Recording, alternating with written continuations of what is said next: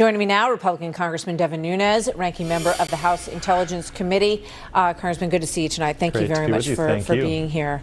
I want to ask you a couple of things. The first one I want to address is this issue of who will sort of be doing the president's defense.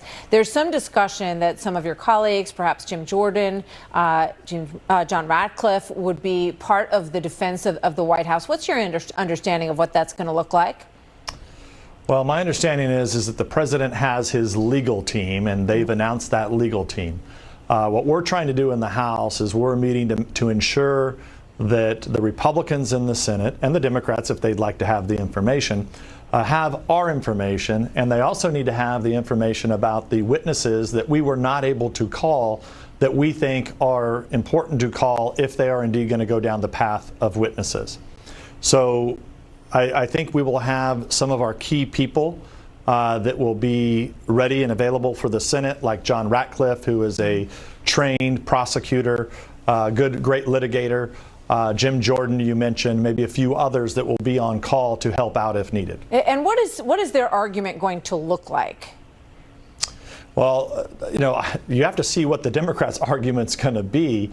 If you actually look at the two counts that are there, obstruction of Congress, which to me makes no sense because they never even took their subpoenas to court, and then you have the other, which is it's escaping me now because it changes all the time. Abuse of power, which it can't even be defined because they've moved from Russia to Ukraine to bribery to quid pro quo to now back to Russia today. And so, I think by me showing you that you can't even remember what it is because they change so often. And I know you have a lot more questions, but, one of the things that Mitch McConnell said there in your opening is that, this really needs to calm down because this has really become a house of cards. And I don't say that lightly, but you have the Speaker of the House basically accusing the Senate Majority Leader, Mitch McConnell, who served very admirably for a long time, and is a Russia hawk, of somehow being under the control of Vladimir Putin.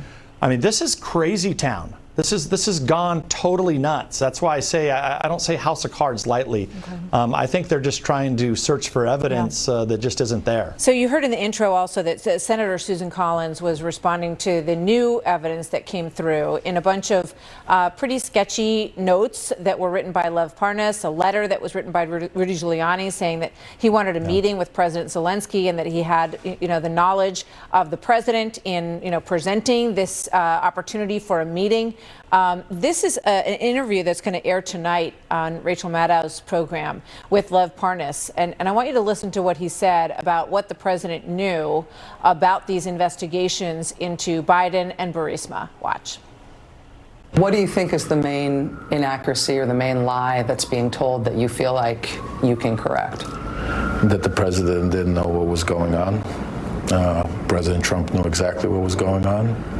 He was aware of all of my movements. I wouldn't do anything without the consent of Rudy Giuliani or the president. So what do you think about that? Well, this is someone who's been indicted for major felonies. It's very odd that the Democrats have been playing cat and mouse with this guy. There's some talk that he's after an immunity deal, trying to get the Democrats to seek immunity.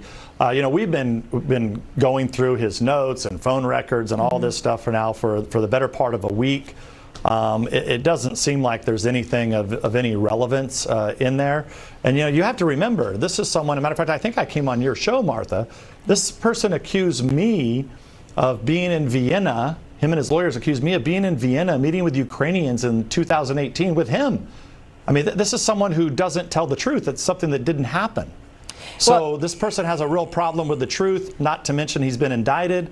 Very, very strange. So, and we also talked back then about the fact that your phone number showed up with calls to him, to Lev Parnas, in a list of data numbers, and you said that you didn't recall speaking with him, or whether it was on your cell phone or your office phone. Have you figured out the answer to any of those questions? And if you recall, that was brand new when that had come out when I came on your show. That's because right. I just didn't know the name, this name Parnas.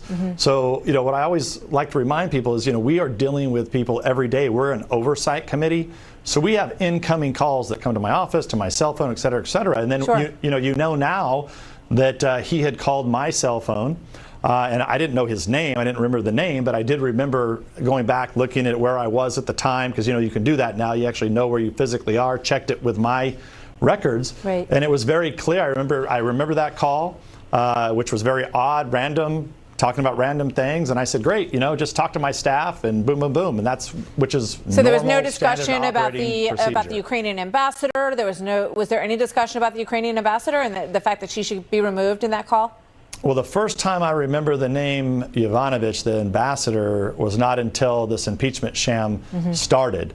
You have to remember what I would guess I would be interested at that time, and we still have an ongoing investigation into what the Clinton campaign, specifically Fusion GPS and others, who in Ukraine they were working with and why they were involved in the Russia hoax. And now the Democrats have denied that, but it is very clear that the Democrats were heavily involved in getting Ukrainians to talk about dirt and dig up dirt on Trump campaign officials. And that is what Rudy Giuliani says. He was reaching out to President Zelensky to discuss, and a lot of that has brought us to where we are today as we watch these impeachment articles be marched across the Capitol. And Martha, if I may, I think it's important to note, you know, now we're finding out that the former ambassador, you know, she had every right to express her personal opinions, but she was very supportive of the old regime, did not support Zelensky, you know, so this is, so, you know, I don't think there's any problem here. I don't even know what their argument is. No, have differences I hear in the you. United It's a little States. creepy to hear people saying that she's being tracked and that they know where her phone is, and she's on her phone, she's off her phone, and you know, some of that is likely going to come up in this trial. I would just say, welcome to my world. I mean, that's what the Democrats have been doing to me for the last 3 years. I mean, showing up at my house and, you know, attacking my family. It seems like it's happening on both sides then, if that's the case. Thank you, at least on Lev Parnas' side, according to what we're seeing here. So thank you very much, Devin Nunes. Good to see you tonight. Thank you, Martha. You bet.